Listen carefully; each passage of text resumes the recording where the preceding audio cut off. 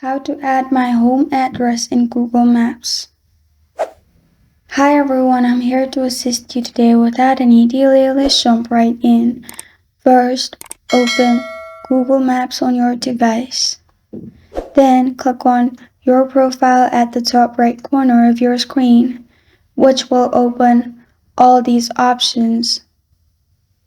Simply, in here, scroll down and click on your data in Maps, which is above Settings. Click on it. After you've clicked on it, you'll find this kind of screen pop up. In here, click on Home. As you can see, there is Home. Click on it. After that, simply type in your home address. Click on your home address.